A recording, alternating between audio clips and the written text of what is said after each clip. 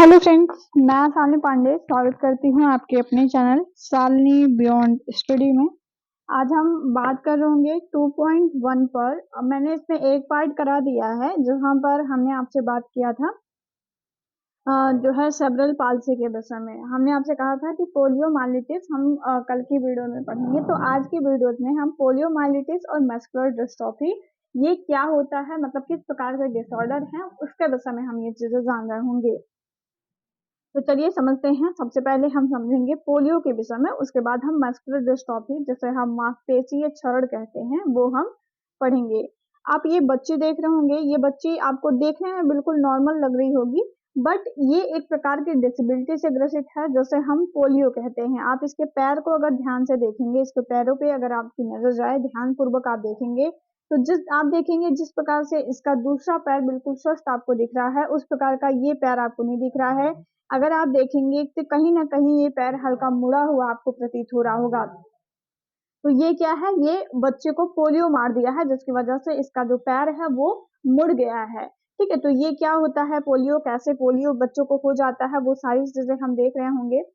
Polio एक प्रकार की बीमारी होती है। आपने 21 प्रकार की डिसेबिलिटी पढ़ी होगी, बट उस 21 प्रकार की डिसेबिलिटियों में कहीं पे भी आपको पोलियो नजर नहीं आया होगा। तो पोलियो क्या होती है, एक प्रकार की बीमारी होती है जो प्रदूषण युक्त वातावरण के परिणाम स्वरूप होती है। तो हमने आपको बताया कि पोलियो क्या है, एक प्रकार की बीमारी है जो प्रदूषण युक्त वातावरण की वजह से है। मतलब जहाँ पे ज्यादा प्रदूषण होता है, जैसे गंदगियां बहुत हैं, दूषित जल आसपास बहुत होता है, तो ऐसे वातावरण में या बच्चों को भोजन सही तरीके से नहीं मिल पा रहा है, कुपोषण हो रहा है, तो इस सब के परिणाम स्वरूप क्या होता है कि ये बच्चे को प्रभावित कर देता है।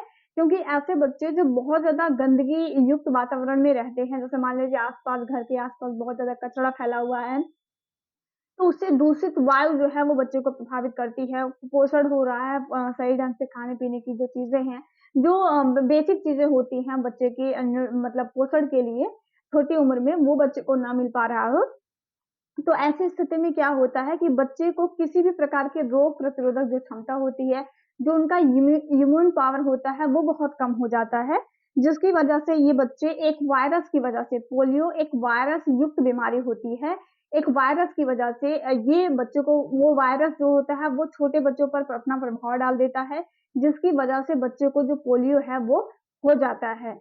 तो इतनी बातें इसमें ध्यान रखिएगा, आपके एग्जाम के लिए जो इम्पोर्टेंट है। पोलियो क्या है, तो एक वायरस से होने वाली बीमारी है जो बहुत छोटे बच्चों को, जिनकी आयु लगभग 5 वर्ष तक की होती है, ऐसे बच्चों को ये प्रभावित करता है। ये जन्मजात नहीं होता है। ठीक है, ये चीज भी आप ध्यान रखेंगे कि पोलियो जन्मजात नहीं होता है।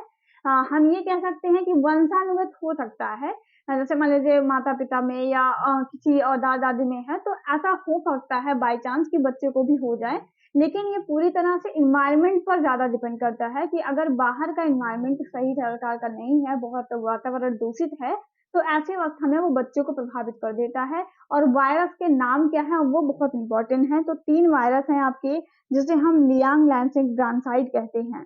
तो ये तीनों वायरस आप याद रखेंगे, जिन्हें हम लियांग लैंसिंग ब्रांसाइड कहते हैं। इन वायरस की वजह से बच्चे को, जो बच्चे मतलब ये जो वायरस होते हैं वो बच्चे को प्रभावित करते हैं, जिसकी वजह से जो बच्चा होता है वो पोलियो का शिकार हो जाता है। और जो ये वायरस होते हैं, ये नाक, मुंह, गुदा आदि के माध्यम से क्या करते हैं, बच्चे में ये प्रवेश कर जाते हैं।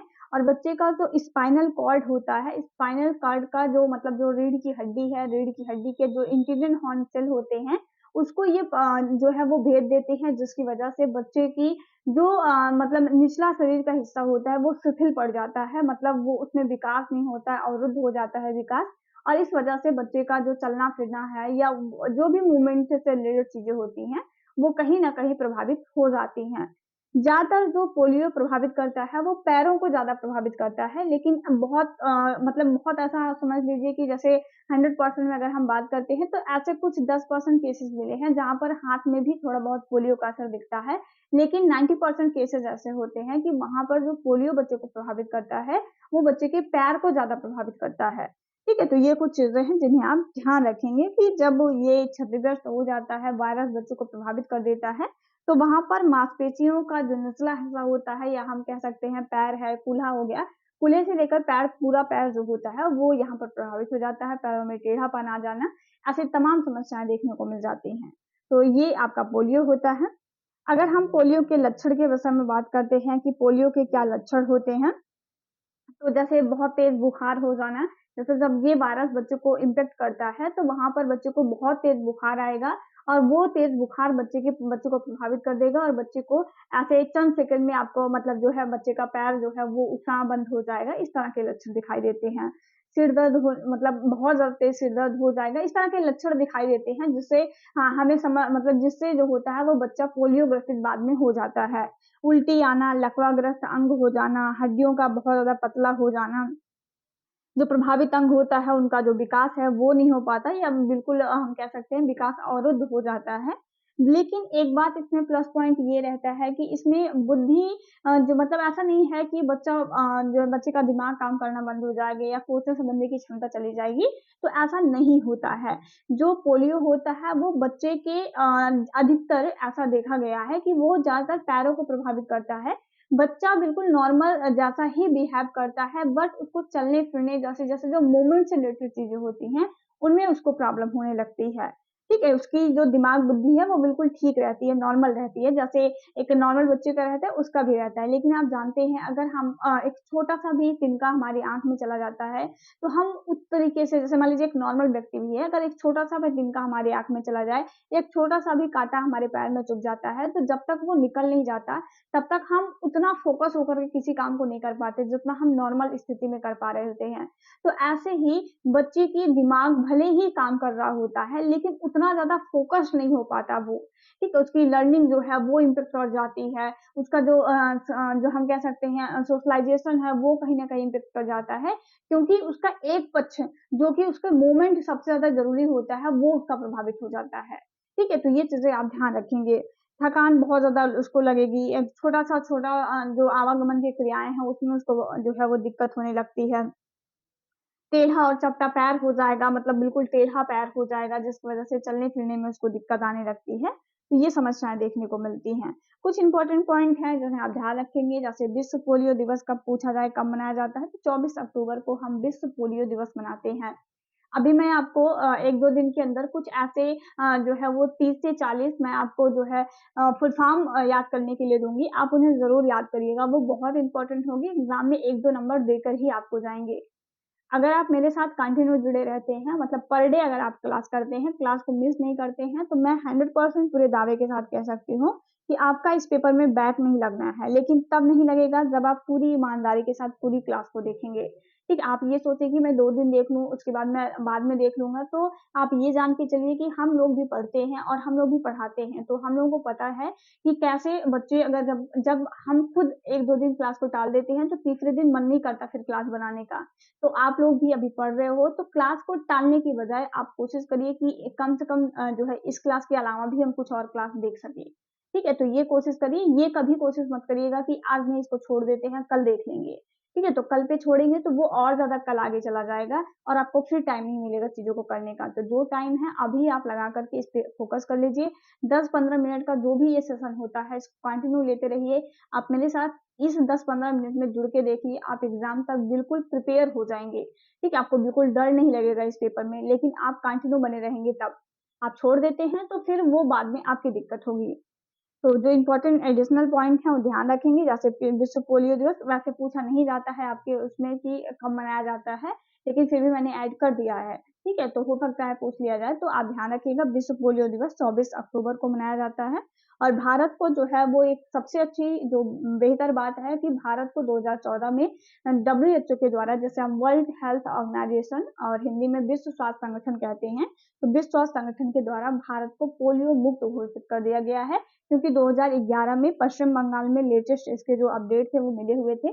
उसके बाद से अभी तक कोई केसेस देखे नहीं गए हैं, तो इसी वजह से जो है वो भारत को भी पोलियो मुक्त घोषित कर दिया गया है। ये बहुत अच्छी बात है, नहीं तो बहुत सारे ऐसे बच्चे होते हैं जो पोलियो से ग्रसित हो जाते हैं और आगे उनको बहुत ज़्यादा समस्याएँ देखने को मिल जाती हैं। उसके बाद अगर हम बात करते हैं नेक्स्ट है मस्कुलर डिस्ट्रॉफी और मस्कुलर डिस्ट्रॉफी जिसे हम मांसपेशीय दुर्विकार या मांसपेशीय क्षरण दोनों कहते हैं। मैंने बहुत बार चीज़ों को मांसपेशी दुर्विकार लिखा है, बहुत बार मांसपेशी क्षरण लिखा है।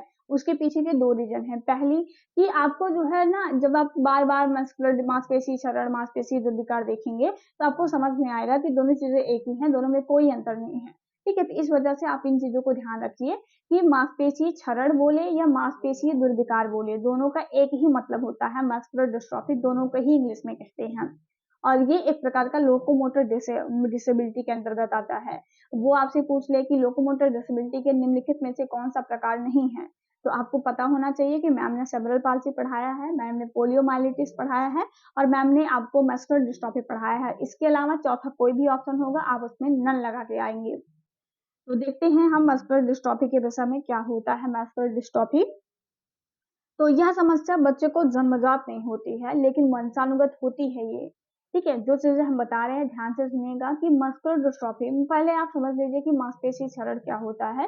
तो सामान्य भाषा में बताएँ तो मांसपेशी क्षरण का मतलब होता है मांसपेशियों का, मतलब जैसे हमारी जो मांसपेशियाँ हैं उन मांसपेशियों का धीरे-धीरे वृद्धि जो है या विकास जो है वो रुक जाना, धीरे-धीरे उसके विकास में कमी आ जाना। जैसे पैर बहुत ज़्यादा पतला हो जाना या हाथ बहुत ज़्यादा पतला हो जाना, पूरी बॉडी जो है वो कमज़ोर दिखाई देने लगना, चलने-फिरने में, उठने-बैठने में प्रॉब्लम होने लगना, यही है आपकी मस्कुलर डिस्ट्रॉफी। तो मस्कुलर डिस्ट्रॉफी जन्मजात नहीं होती है, ऐसा नहीं होता है कि बच्चे का जब जन्म हुआ हो, तो जन्म के बाद वो मतलब जन्म के साथ ही उसकी मांसपेशियाँ बहुत ज़्यादा कमज़ोर हों या उसको बहुत ज़्यादा प्रॉब्लम हो, तो ऐसा नहीं होता है। लेकिन ये वंशानुगत होती है, मतलब जैसे ये जीन की गड़बड़ी की वजह से होती है। जो पेरेंट्स हैं, उनके जीन में किसी प्रकार की कोई गड़बड़ी हो जाती है, जिसकी वजह से बच्चे वंशानुगत से ही ये चीज़ें प्राप्त कर लेते हैं। ठीक है? तो लेकिन वो जो लक्षण होते हैं ना मस्कुलर डिस्ट्रॉफी के, वो बाद में नज़र आते हैं। बच्चे के जन्म के तुरंत बाद हम कह सकते हैं कि 2-3 साल तक लक्षण नज़र नहीं आएँगे, बच्चा बिल्कुल नॉर्मल रहता है। अचानक से 3 साढ़े 3 साल के बाद क्या होता है कि उसकी मांसपेशियों का विकास जैसे एक नॉर्मल बच्चे का होता है, उस बच्चे का नहीं होता, धीरे-धीरे ये बढ़ती जाती है। हमने आपसे बताया था कि जो सीपी होता है, सेरेब्रल पाल्सी होता है, अप्रगतिशील विकलांगता होती है। मतलब एक बार बच्चे को जितना प्रभावित कर देती है, उसके बाद उतना ही जीवन भर प्रभावित करती है। ठीक नहीं कर सकते हैं, लेकिन वो उतना ही प्रभावित करेगी। लेकिन जो आपकी मस्कुलर डिस्ट्रॉफी होती है, इसको हम शॉर्ट में एमडी कहते हैं। तो जो आपकी एमडी होती है, मस्कुलर डिस्ट्रॉफी होती है, वो प्रगतिशील होती है। मतलब जैसे समय आगे बढ़ता जाएगा, ये विकृति और ज़्यादा बढ़ती जाएगी। जैसे मान लीजिए एक छोटा-सा बच्चा है, मैं आपको कुछ पिक्स दिखा दे रही हूँ, जिसके माध्यम से आपको जैसे चीज़ें आसान हो जाएँगी। जैसे ये बच्चा आप देख लीजिए, तो ये बच्चा क्या है कि मतलब ये मस्कुलर डिस्ट्रॉफी से ग्रसित है। आप देख रहे हैं इसकी मांसपेशियाँ बिल्कुल मतलब आपको दिखेगी ही नहीं और बहुत ज़्यादा कमज़ोर नज़र आएगा बच्चा। और जब शारीरिक रूप से कोई बच्चा अच्छा नहीं होता है, तो फिर उसका मेंटल डेवलपमेंट, उसका सोशल डेवलपमेंट, हर डेवलपमेंट उसका प्रभावित हो जाता है। आगे जब आप चाइल्ड डेवलपमेंट मेरे साथ पढ़ रहे होंगे अपना सेकंड कॉमन पेपर, तो वहाँ पर आप विकास पढ़ेंगे और विकास के कुछ सिद्धांत पढ़ेंगे। तो उस विकास के सिद्धांत में आप पढ़ेंगे कि विकास आपस में अंतः संबंधित होते हैं। अगर किसी बच्चे का फिजिकल डेवलपमेंट अच्छा नहीं हुआ है, मतलब शारीरिक रूप से वो अच्छा नहीं है, तो वो मेंटली भी अच्छा नहीं होगा। ठीक है? वो सोशली भी अच्छा नहीं होगा, समाजीकरण भी अच्छा नहीं होगा, उसका लैंग्वेज भी अच्छा नहीं होगा, मतलब जो भाषाई संचार है वो उतना अच्छा नहीं हो पाएगा। जब हम मेंटली एंड फिजिकली फिट रहते हैं, तभी हम आगे की जो चीज़ें हैं उसको अच्छे से कर पाते हैं और हमारा डेवलपमेंट आगे की दिशाओं में अच्छा होता है। क्योंकि ये बच्चा अभी आप देखेंगे कि फिजिकली अनफिट है, क्योंकि इसको ऐसा नहीं है कि सिर्फ़ इसकी मांसपेशियाँ कमज़ोर हैं, ये देखने में पतला-दुबला लग रहा है, इसको बहुत ज़्यादा समस्याओं का भी सामना करना पड़ेगा, जैसे चलने-फिरने से संबंधित, बोलने से संबंधित, बहुत ज़्यादा शरीर में अकड़न होना, दर्द होना, तो ये सारी समस्याओं से बच्चा जूझ रहा होता है। ठीक है? तो ऐसी समस्याएँ इसको देखने को मिल जाती हैं, ये सारी पिक्स मस्कुलर डिस्ट्रॉफी की हैं और जो है, जो आपको दिखाई दे रही हैं, ये बच्चा भी मस्कुलर डिस्ट्रॉफी से ग्रसित है, जिससे इसको चलने-फिरने में, मूवमेंट से रिलेटेड जो समस्याएँ होती हैं, वो आपको यहाँ पर देखने को मिलेंगी। तो ये चीज़ें आप ध्यान रखेंगे। इम्पोर्टेंट फैक्ट इसमें जो याद करने की है, ये सब चीज़ें तो समझने की थी। अभी आपको जो फैक्ट याद रखना है, वो ये याद रखना है कि मस्कुलर डिस्ट्रॉफी को ही मांसपेशी क्षरण या मांसपेशी दुर्विकार कहते हैं। दूसरा, ये जन्मजात नहीं होती लेकिन वंशानुगत होती है। हमने लिखा भी होगा कि ये वंशानुगत बीमारी होती है, लेकिन ये जन्मजात नहीं होती है। जन्म के तुरंत बाद नहीं होती है, लेकिन ये वंशानुगत जीन के माध्यम से बच्चे को मिलती है और धीरे-धीरे जैसे बच्चे की उम्र 2 साल 3 साल होती है, तो उसके बाद से लक्षण नज़र धीरे-धीरे आने लगते हैं। और इसमें पैर व कूल्हे की जो मांसपेशियाँ होती हैं, वो कमज़ोर हो जाती हैं और धीरे-धीरे बच्चा बहुत ज़्यादा आपको कमज़ोर नज़र आएगा, पूरा शरीर प्रभावित हो जाता है। प्रगतिशील विकलांगता होती है, ये बहुत इम्पोर्टेंट है। वो आपसे पूछ लेगा कि मांसपेशी क्षरण एक अप्रगतिशील विकलांगता है, ट्रू और फॉल्स? तो वहाँ पर आपको समझना पड़ेगा कि सीपी अप्रगतिशील है, बट यमडी ये प्रगतिशील है। ठीक है? तो ऐसे आप चीज़ों को कोरिलेट करके याद रखिएगा। शॉर्ट में अपने नोट्स बनाइए, ऐसे मैं तो आपको नोट्स दे ही रही हूँ और लास्ट में जब ये कंप्लीट 5 यूनिट हो जाएगा या फिर 2 यूनिट 3 यूनिट लग जाएगा, मुझे कंप्लीट पूरा हो गया है, तो मैं कंबाइन करके भी पीडीएफ प्रोवाइड करवा दूँगी। अभी मैं आपको पार्टिकुलर एक टॉपिक की पीडीएफ दे रही हूँ, लेकिन जब ये सारे खत्म हो जाएँगे मतलब कोर्स खत्म हो जाएगा ये, तो मैं आपको इसके कंबाइन पीडीएफ प्रोवाइड करवा दूँगी। तो जिसमें 5 यूनिट इंक्लूड रहेंगे, तो वो आपको पढ़ने में आसानी हो जाएगी। ठीक है? अभी आप अपने नोट्स शॉर्ट में बनाते रहिए। अगर हम इसके लक्षणों की बात करते हैं कि कैसे बच्चा नज़र आएगा या क्या कमज़ोरियाँ होंगी, क्या दिक्कतें होंगी, कैसे आप पहचान पाएँगे, तो बहुत ज़्यादा कमज़ोर मांसपेशियाँ आपको देखने को मिलेंगी, मतलब बहुत ज़्यादा दुबला-पतला व्यक्ति आपको ये देखने को मिल जाएगा। चलने-फिरने से संबंधित जो समस्याएँ हैं, वो यहाँ पर देखने को मिलेंगी क्योंकि आप लोकोमोटर डिसेबिलिटी पढ़ रहे हो ना, तो मैंने आपको पहले ही बता दिया, लोकोमोटर डिसेबिलिटी का मतलब है जिसमें बच्चे के मूवमेंट से रिलेटेड समस्याएँ हो, हाथ-पैर सही से ना चल रहा हो, ठीक है? तो ये सब जो समस्याएँ होती हैं, तो उसमें क्योंकि ये जो आपकी यमडी होती है, ये भी एक प्रकार की लोकोमोटर डिसेबिलिटी है, तो ये सारी समस्याएँ यहाँ पर भी देखने को मिलती हैं। शरीर में बहुत ज़्यादा दर्द होना, अकड़ा होना शरीर, ठीक है? मतलब जो शरीर है वो अपने मतलब अपने हिसाब से बच्चा जो है वो काम नहीं कर पाता है कि हाँ, जैसे मान लीजिए हमारा मन है किसी चीज़ को उठाने का तो हम ईज़िली उठा पा रहे हैं। लेकिन अगर वहीं पर कोई यमडी वाला बच्चा होगा तो वो उसको चीज़ों को उठाने में, पकड़ने में, उठने में, बैठने में, चलने में, लिखने में, पढ़ने में सभी में प्रॉब्लम होगी। और सीखने की अयोग्यता ऐसे बच्चों में देखने को मिलती है। एक बात ध्यान रखिएगा, पोलियो से कोई ग्रसित रहता है ना, तो उसको सीखने में बहुत ज़्यादा समस्याएँ नहीं होती हैं। हाँ, मूवमेंट में समस्याएँ होंगी, ठीक है? लेकिन सीखने में समस्याएँ नहीं होंगी और कोई व्यक्ति जिसे पोलियो मार देता है, उसे बहुत ज़्यादा दर्द भी नहीं होता है। ऐसा नहीं है कि मतलब जिस टाइम पोलियो मार देता है, तो कुछ टाइम उसको प्रॉब्लम होती है, जैसे 2 साल, 3 साल, 4 साल, लेकिन उसके बाद वो उसी में ढल जाता है। फिर ऐसा नहीं है कि उसके पैर में हमेशा दर्द ही होता रहेगा। लेकिन अगर कोई यमड़ी से ग्रसित रहता है और मान लीजिए कि उसका पैर काम नहीं कर रहा है, उसको दर्द हमेशा बना रहेगा, एक अकड़न उसके शरीर में हमेशा बनी रहती है, ठीक है? और यहाँ पर यमड़ी में सीखने की जो अयोग्यता है, वो आपको देखने को मिलेगी। आपने बहुत सारे पोलियो वाले व्यक्तियों को देखा होगा, जो मतलब मानते हैं कि उनको चलने-फिरने में प्रॉब्लम होती है, लेकिन पढ़ाई-लिखाई में जैसे वो चीज़ें सीखने-समझने में वो ठीक-ठाक होते हैं। और प्रकार की बात करते हैं तो कुछ मुख्य प्रकार हैं, इसके बहुत सारे प्रकार होते हैं, अलग-अलग बुक्स में आपको बहुत सारे टाइप्स मिल जाएँगे, बट जो इम्पोर्टेंट है आपके एग्ज़ाम पॉइंट ऑफ व्यू से वो मैं आपको बता रही हूँ। अभी आपके लेवल पर यही सारे प्रकार आपके लिए इम्पोर्टेंट है। पहला है मायोटोनिक मस्कुलर डिस्ट्रॉफी जिसे हम मतलब मायोटोनिक मस्कुलर डिस्ट्रॉफी जो है वो आपकी होती है। हिंदी, इंग्लिश दोनों में सेम ही नाम होता है। तो ये जो है वो सर्वाधिक आम मांसपेशी क्षरण होता है, मतलब ज़्यादातर जो व्यक्ति होते हैं उनमें यही देखने को मिलता है। ये जो पुरुष होते हैं या स्त्री दोनों को प्रभावित कर सकती है, मतलब महिला-पुरुष दोनों को ये हो सकता है मायोटोनिक मस्कुलर डिस्ट्रॉफी और इस प्रकार के लोगों के चेहरे जो होते हैं आमतौर पर लंबे होते हैं, मतलब आप एक पतले अपने दिमाग में एक ऐसी इमेज क्रिएट कर सकते हैं जहाँ पर व्यक्ति बहुत ज़्यादा आपको पतला दिखाई देगा और जो हम कह सकते हैं जो उसकी मतलब चेहरे होंगे या फिर उनकी जो हड्डियाँ होंगी वो आपको कमज़ोर नज़र आएँगी। शरीर पर जो है वो सिर्फ़ हड्डियाँ-हड्डियाँ नज़र आना, मांस जो है उसपे बहुत कम आपको दिखाई देना, तो इस तरह से ये व्यक्ति देखने में लगते हैं। उसके बाद आपका होता है डचेन मस्कुलर डिस्ट्रॉफी होती है, जिसे हम डचेन मांसपेशी दुर्विकार कहते हैं या मांसपेशी क्षरण कहते हैं। और ये ज़्यादातर जो छोटे बच्चे होते हैं मतलब बच्चों को जो प्रभावित करती है लगभग 5 से 6 साल तक के बच्चों में सारे लक्षण नज़र आने लग जाते हैं। हाथ, बाजू ये सब जो चीज़ें होती हैं वो इसमें प्रभावित हो जाती हैं। अगला है बेकर मस्कुलर डिस्ट्रॉफी जिसे हम जो है मतलब बेकर मस्कुलर डिस्ट्रॉफी हम कहते हैं इसको। लगभग डचेन की तरह ही होता है और इसका भी प्रभाव धीरे-धीरे मतलब दिखाई देता है। एक बात यहाँ पर ध्यान रखेंगे डचेन मस्कुलर डिस्ट्रॉफी और बेकर मस्कुलर डिस्ट्रॉफी में अंतर इतना होता है कि डचेन में ना जल्दी-जल्दी लक्षण नज़र आते हैं। जैसे मान लीजिए 5 साल से लक्षण नज़र आ रहे हैं, तो लगभग 7-8 साल तक आपको लक्षण सारे नज़र आ जाएँगे उसके। लेकिन बेकर मस्कुलर डिस्ट्रॉफी किसी को हो जाएगी, तो वो प्रभावित तो होगा उससे, लेकिन धीरे-धीरे उसके लक्षण आपको नज़र आएँगे। मतलब 10 साल, 15 साल तक लक्षण नज़र आ सकते हैं। धीरे-धीरे वो कमज़ोर दिखाई देगा आपको कि हाँ, ये बच्चा धीरे-धीरे मतलब कुछ भी खिलाया-पिलाया जा रहा है या कुछ भी ट्रीटमेंट हो रहा है, इसके शरीर में नहीं लग रहा है, तो वो धीरे-धीरे प्रभाव डालता है। और अगर हम बात करते हैं तो ये जीन की गड़बड़ी की वजह से होती है, वंशानुगत होती है, ये आप ध्यान रखिएगा। तो ये कुछ इम्पोर्टेंट फैक्ट है और इस तरह से जो 2.1 है वो आपका कंप्लीट होता है। वीडियो कैसा लगा आप मुझे कमेंट करके ज़रूर बताइएगा और जो हमारे सेकंड ईयर वाले बच्चे हैं, अगर वो पढ़ना चाहते हैं ऑनलाइन क्लास के माध्यम से, तो उनकी ऑनलाइन क्लास स्टार्ट कर दी गई है।